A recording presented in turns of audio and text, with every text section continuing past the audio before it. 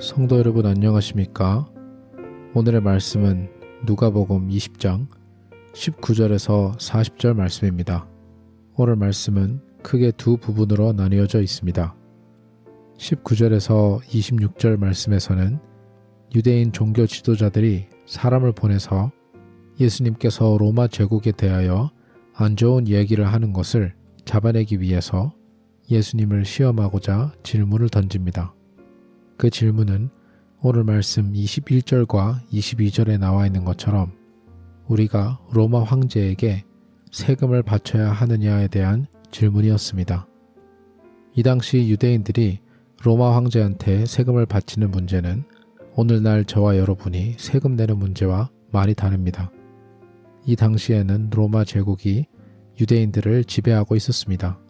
그리고 그들은 로마 황제를 마치 신과 같은 존재로 섬겼었습니다. 그러다 보니 유일신 하나님 한 분만을 섬기는 유대인들 입장에서는 자신들을 정치적으로 지배하고 있는 로마 황제에게 굴복을 인정을 하고 세금을 내는 것이 마치 하나님을 배신하고 다른 신을 섬기는 것과 동일시 되었던 상황이었습니다. 그러다 보니 지금 이 상황에서 예수님께서 세금을 내는 것이 합당하다라고 말씀하시면 예수님을 따르고 있고 지금 예수님의 대답을 듣고 있을 수 있는 많은 유대인들의 신뢰를 잃게 되는 것입니다. 그들의 귀에는 예수님께서 세금 내라고 하는 것이 로마 황제에게 우리는 굴복해야 한다라는 것처럼 들릴 수밖에 없게 됩니다. 그리고 만약에 반대로 예수님께서 세금을 안 내도 된다라고 말씀하신다면 로마 황제를 거역하는 말씀을 하시는 거나 다름없기 때문에 예수님을 로마 제국에 고소할 수 있게 되는 것입니다. 그런 면에서 생각하면 참으로 영리한 날카로운 질문이었습니다. 하지만 예수님께서는 그들의 의도를 잘 아시고 24절 말씀에 데나리온 하나를 가지고 오라고 말씀하십니다. 그리고 그 동전에 누구의 얼굴과 누구의 이름이 새겨져 있냐고 물어보십니다. 그래서 사람들은 가이사의 것이라고 말을 하니 예수님께서 가이사에게는 가이사의 것을 그리고 하나님에게는 하나님의 것을 돌려드려야 한다라고 지혜롭게 대답해 주십니다. 여기서 예수님의 대답은 크게 두 가지 의미가 있습니다. 첫 번째는 예수님께서 사람들에게 일부러 데나리온을 들고 오라고 말씀하셨습니다. 그 당시 유대 사람들이 사용했던 동전은 크게 두 부류가 있었습니다.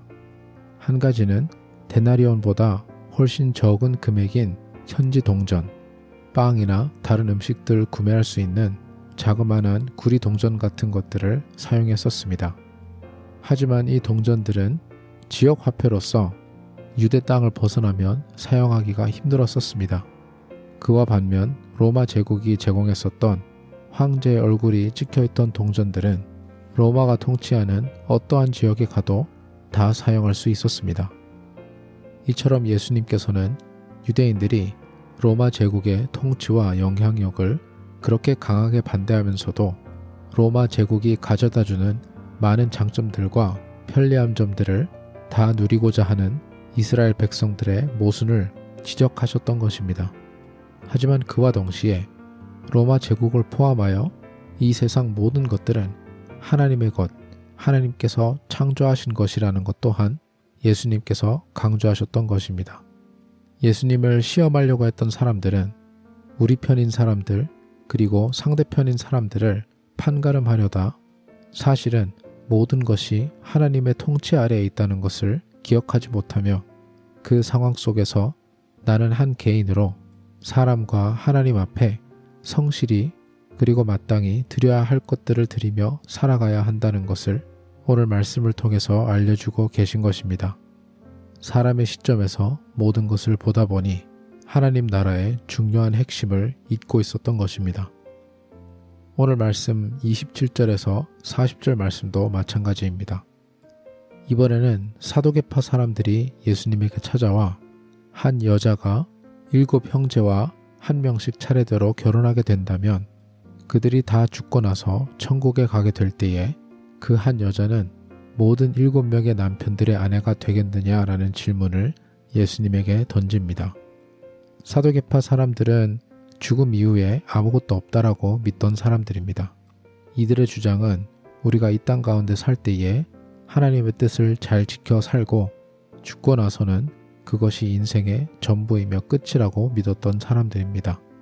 구약 성경에 나와 있는 하나님의 존재는 명백하게 인정할 수밖에 없지만 그들이 지금 경험하고 있고 살고 있는 세상이 거의 전부라고 믿고 있던 사람들이었습니다.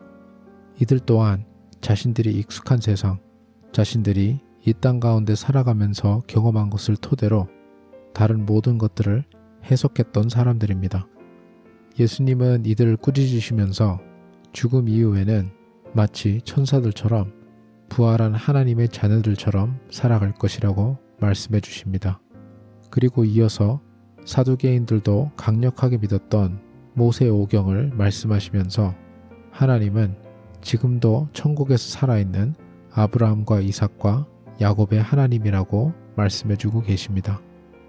오늘 말씀에 나와 있는 두 이야기들을 다 보시면 예수님을 시험하고자 했던 사람들은 그들이 알고 있는 그리고 그들이 짧게 이해하고 있는 세상적 편견으로 예수님을 시험하고자 질문을 던졌었습니다. 앞에서는 로마 제국에 대한 원망스러움 그리고 로마 황제가 스스로가 신이라고 얘기하여 유대인들을 불쾌하게 하는 그 모든 것들을 예수님께서는 우리 편이냐 아니냐를 묻고 있는 것입니다. 하지만 예수님께서는 그 모든 것들은 둘째치고 하나님을 믿는다는 우리는 하나님에게 마땅히 드려야 하는 것을 드리고 있느냐라고 되묻고 계십니다. 그리고 오늘 말씀 후반부에서는 사두개인들이 자신의 짧은 이해와 이 땅에서 보고 경험한 것들을 기반으로 죽고 나서 우리에겐 천국이나 영원 같은 것은 없다라는 결론을 내리지만 예수님께서는 믿는 자들은 그리고 천국을 들어가게 될 자들은 하나님의 자녀이며 살아계신 하나님과 영원히 같이 살게 된다는 것을 알려주고 계십니다.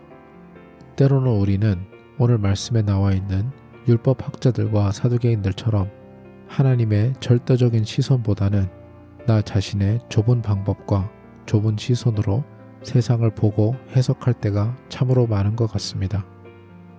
우리가 이 땅을 살아가다 보면 나의 짧은 지식이나 나의 짧은 경험을 토대로 하나님의 진리와 하나님의 뜻을 너무 좁게 생각할 때가 많은 것 같습니다. 저와 여러분도 오늘 말씀에 나와 있는 예수님처럼 하나님과 영혼을 기준으로 모든 것을 바라볼 수 있는 저와 여러분이 되기를 간절히 소망합니다.